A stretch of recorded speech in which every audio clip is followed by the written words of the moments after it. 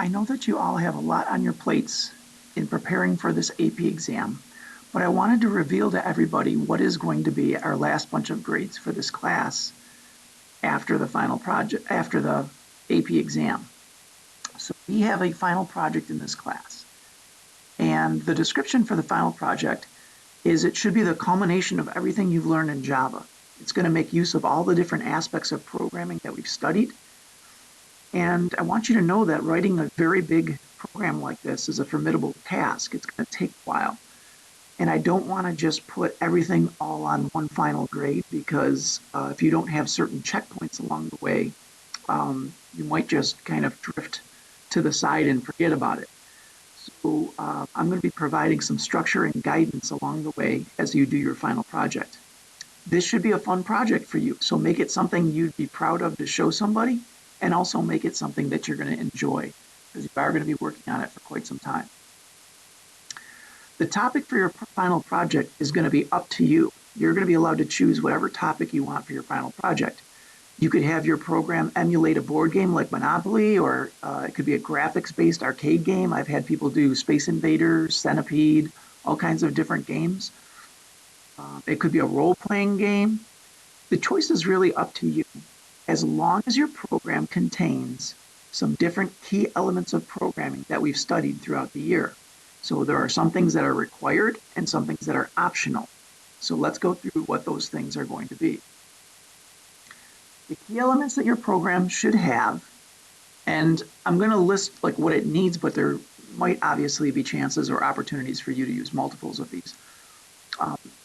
Each of these following program elements must be in there. You must have a user-defined class. You pretty much can't get away in a Java program without one. I want a derived class or a derived class. I want either an interface or an abstract class, one or the other. You should be using Java class libraries such as string, the math package, the utility package. I need at least 2 of these to get used. And there's others, obviously. You're going to need loops. You're going to need selection statements. You're going to need to use methods. You're going to need to use Boolean logic. You're going to have to take either input or output from the user. That input or output could come in different forms. Maybe we're listening for a mouse click. Maybe we're listening for key events. Maybe we're going to do a system.out.println. Maybe we're going to do a JOption pane show input dialog and get some information from the user.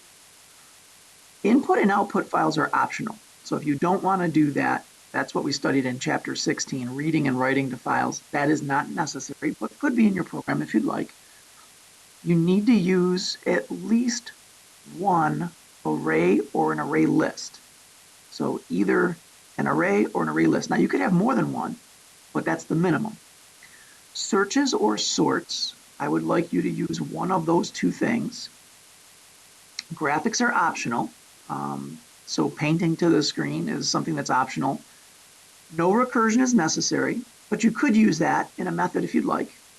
Also, your program must include at least one of the event-driven interfaces that we studied this year, such as mouse listener, action listener, or key listener. So one of these 3 must be used. Any other class that you look up on Google or interfaces that you look up on Google are optional, but they could definitely enhance the look and functionality of your finished product. Things like JButton, JFrames. If you did the extra credit for tic-tac-toe, you know that these can actually help the way your program works or functions if you need something along those lines. Since the exact details of this project are left wide open to you, I'm going to need to monitor your progress along the way. And being here at home, with everybody being at home, that makes that process a lot more difficult.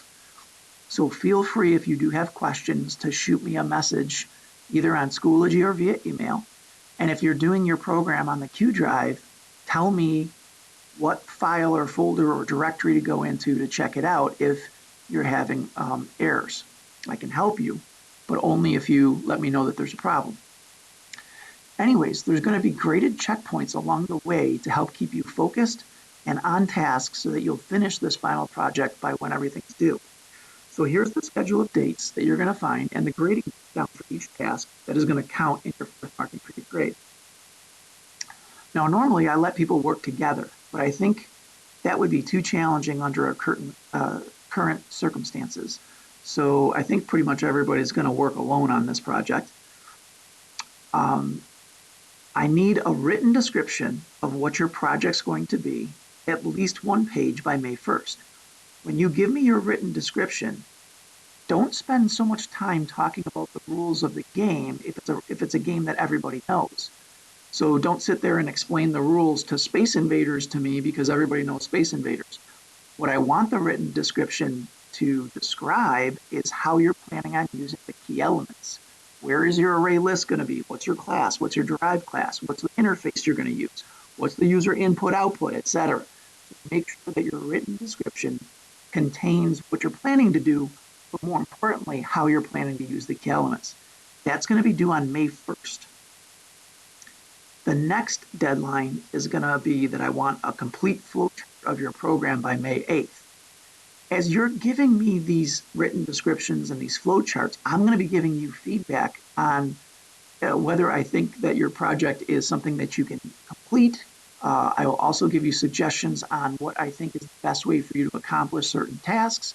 And so by me seeing what you're thinking in the written description and what you're showing me in the flowchart, I'll be able to provide better guidance for you on if anything needs fixing or changing or alterations. A rough draft of your complete code that should be able to be run is due by May 29th.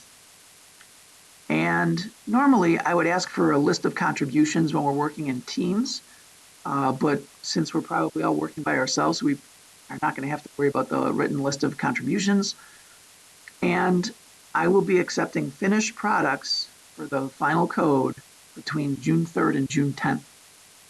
I need enough time to actually process grading all of these things. So the deadline for the final projects is going to be June 10th. Now, here's how the grading for all those different checkpoints breaks down. Your written description is going to be worth 50 points and counted as a homework assignment. And that was due on May 1st. Flowchart is going to be worth 50 points and counted as a test, and that's due on May 8th. The rough draft of your program is going to be counted as a 50-point project, and that's on May 29th. We're not doing the list of contributions, so don't worry about that one. The final draft of your code is going to receive 2 different grades. One of them is going to be a 100-point project, and that's for the coding itself. And the second part of this is I would like you to create either a video or a written explanation of what things you ran into in your project and what kind of obstacles you overcame and how you overcame them.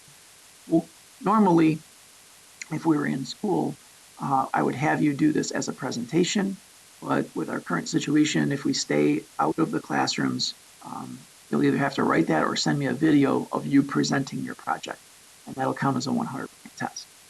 So I wanted to unveil this to you and get you to start thinking about it. Some of these deadlines are coming up before the AP exam, so start thinking about what you want to do and what your project is going to be for the end of the year.